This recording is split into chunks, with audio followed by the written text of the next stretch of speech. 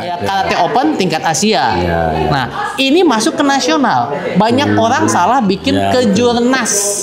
Ternyata KOI tidak memfasilitasi atau Kemenpora tidak memfasilitasi. Hanya National Federation yang keluar dana sendiri. Memang untuk mempertahankan ranking ini mereka harus sering dikirim.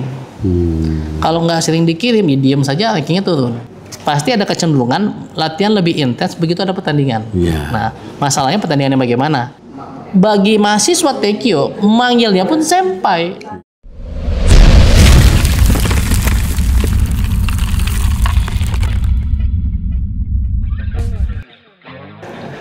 Selamat pagi, salam karate os. Para pemirsa, kami akan mewawancarai bagian bidang luar negeri sampai Ricky Mukhtar.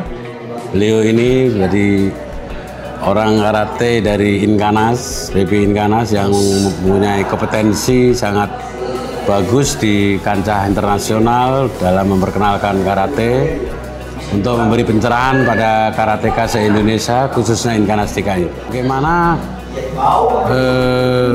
induk organisasi dunia dari mulai ASEAN sampai dunia itu apa aja yang perlu diikutin?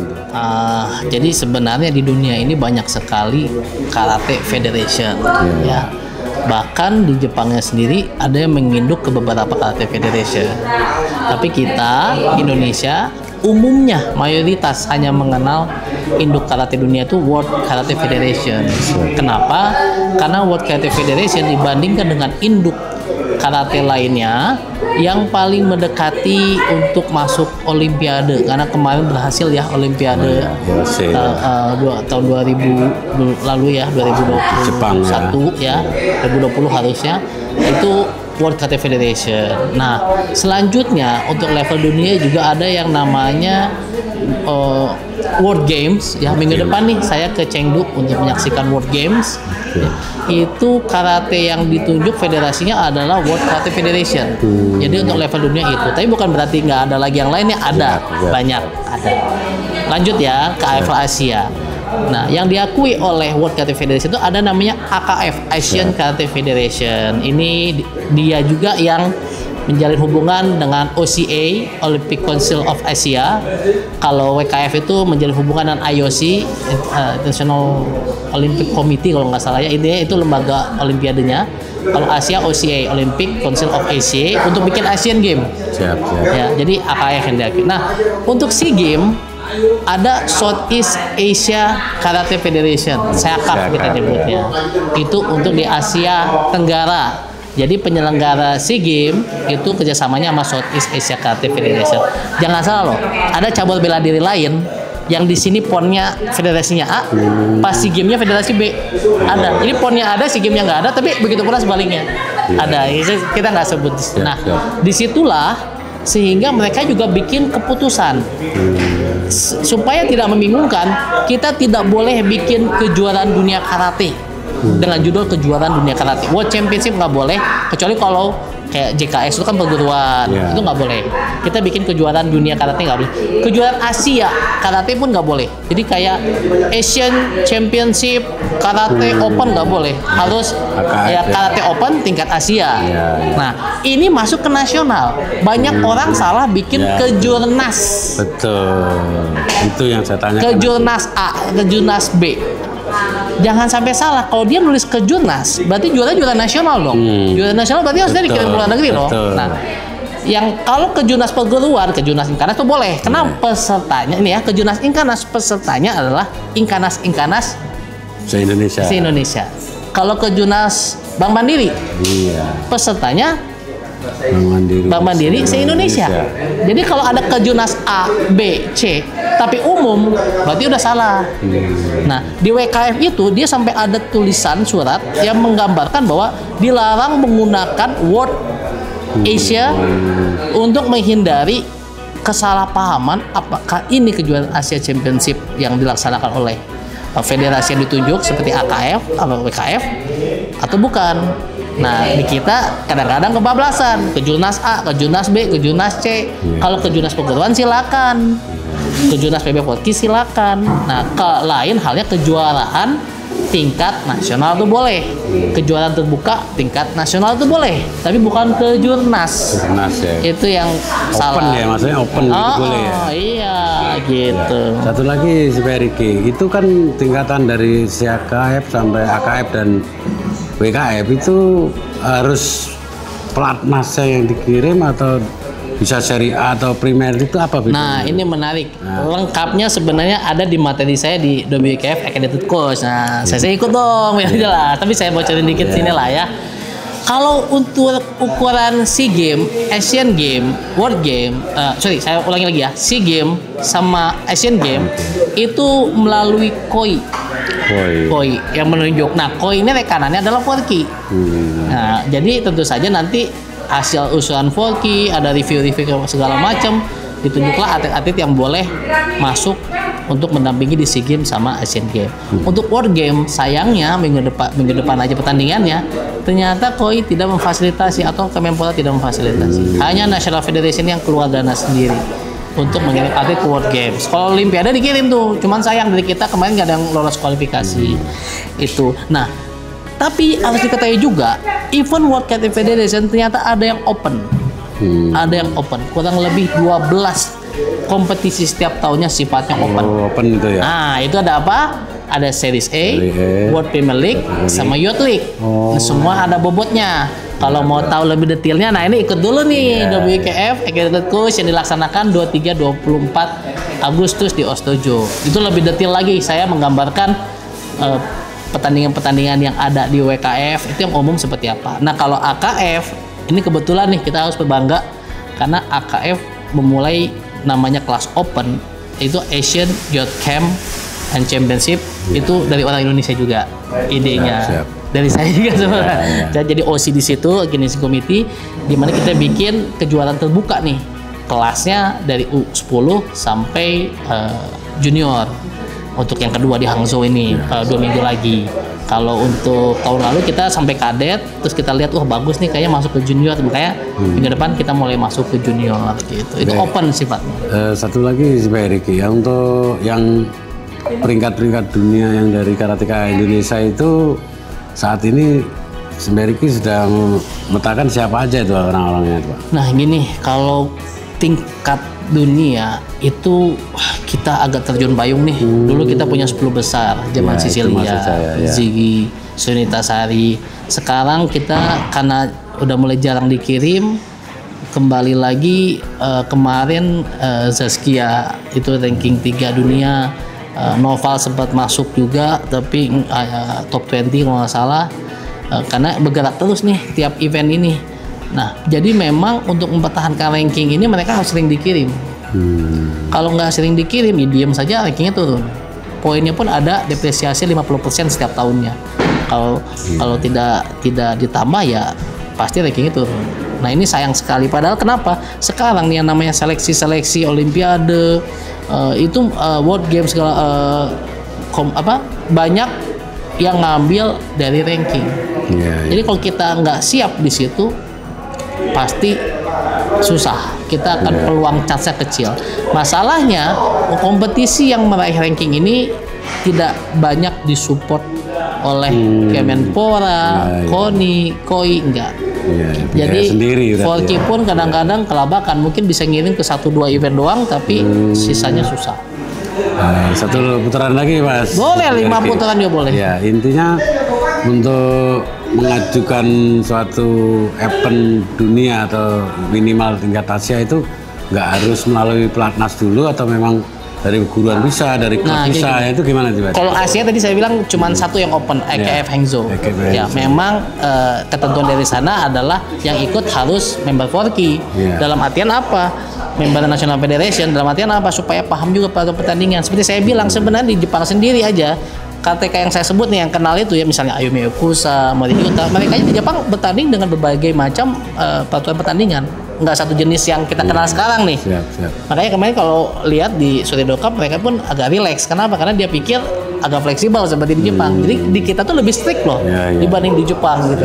Di Jepang sih kan ada beberapa yang pakai face mask untuk senior. Face masknya Mizuno beda. Safety ya. Ada beda-beda. Makanya di Jepang sini banyak pertandingan, belum lagi masuk ke pertandingan perguruan Ippon Sobu. Jadi nggak sama. Bahkan orang katanya sendiri ini yang ngomong, orang dari sekretariat JKF nih, saya depan saya langsung, dia ngasih tahu nih kalau di pertandingan WKF katanya dia akan lebih estetik. Tapi pas pertandingan di perguruannya dia ngikutin aturan perguruannya. Jadi kayak kita dulu ngundang Kagawa Siang tahun 2017, beliau itu mengajarkan ini unsur buat WKF, ini unsur buat peraturan di dojo kita. Siap. Perguruan kita ini bagusnya seperti apa ke depan kira-kira, yang pas hanya ngandelin ke jurnas saja? Oke. Ada liga, kalau saya gitu sih punya ide ya itu gimana? Bagus liga. Sebenarnya gini, untuk membina atlet itu mereka harus latihan. Mereka cenderung mau latihan. Nah, Sesi Kuno sendiri punya dojo, punya tim. Pasti ada kecenderungan latihan lebih intens begitu ada pertandingan. Nah, masalahnya pertandingannya bagaimana? Karena sekarang ada banyak pertandingan. Apakah mau pertandingan? Mungkin oke ya kita terjunkan ke pertandingan terbuka yang mungkin waktunya dikurangin segala macam. Tapi ada waktunya perlu ke pertandingan serius. Saran saya sih kalau mau bisa tryout, harus sering tryout. Mau nggak mau pertandingan terbuka ataupun misalnya di luar negeri yang menganut kayak WKF ini kan mumpung deket nih, series di Kuala Lumpur. Saya rasa nggak berat gitu. Kalau kita kirim ke Milo, kita ngirim ke itu bisa dari mana aja ya? Bisa daftar. Harusnya daftar dan itu cepat loh. Kemarin aja dalam hitungan 30 menit kelas kata individu putra langsung penuh ya. Jadi kita harus paham. Jadi kita tuh kalau saya lihat ya, kita ini kurang pemahamannya. Jadi makanya ini sekali sosialisasi, kita harus paham, oh eventnya seperti ini, kita harus ngapain. Jadi harus gerak cepat. Kalau lama ya akhirnya ketinggalan. Iya. Satu lagi sih saya, untuk banyaknya IO yang menyelenggarakan open turnamen nih untuk pembinaan dojo, itu cara yang terbaik untuk memilih juara-juara itu gimana sih ya? Banyak bener IO. Ya itu kembali ke dojonya, fokusnya apa.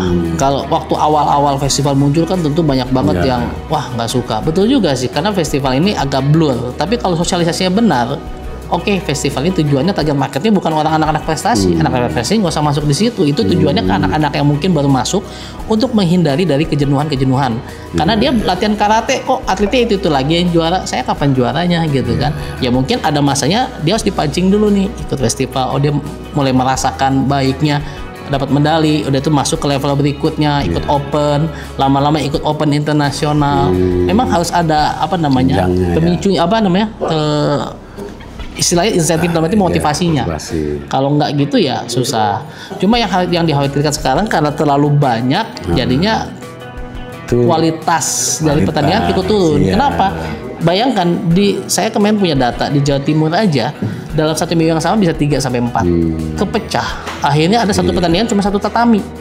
Ini di luar tema lagi untuk panggilan-panggilan karate Sensei kan lama di Jepang ya. Untuk Shinpei, Sensei, Shihan, Kanchu itu urut-urutnya gimana? Sebenarnya kalau ini sebelum saya jelasin ya, bagi anda yang menyaksikan, apapun itu ikuti aja aturan perguruannya, karena itu yang berlaku di perguruan anda.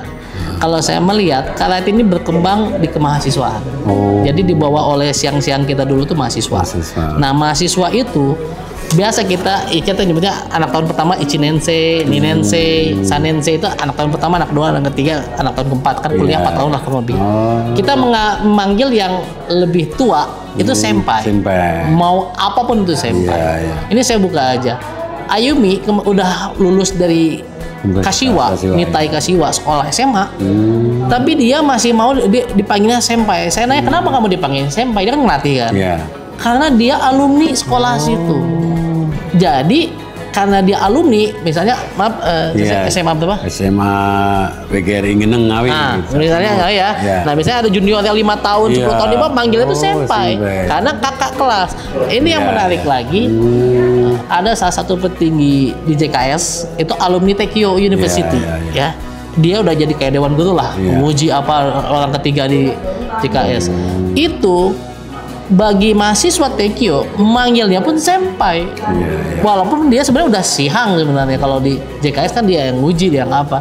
Tapi dipanggilnya senpai juga. Jadi sebenarnya senpai itu ada panggilan simpel untuk kakak kelas. Senpai selalu gitu. Untuk JKS ini kan afiliasi Inkanas Pak Rizky, ya. Itu untuk aturan-aturan di JKS itu udah diturunkan belum ke Indonesia, Inkanas terutama? Terutama Sihan Kagawa ya, itu mau ke Indonesia itu benar nggak? Ya betul. Jadi kemarin dapat konfirmasi terakhir, Sihan Kagawa udah konfirmasi jadwalnya kosong, lagi ngatur flightnya, tanggal 28 sampai 31. Nah ini kesempatan yang baik nih, saya minta tolong nih kepada senior ya, gunakan pertanyaan-pertanyaan, karena bagi saya melihat banyak literatur yang missing, yang hilang. Contoh, kita selalu mengatur ini UDUK.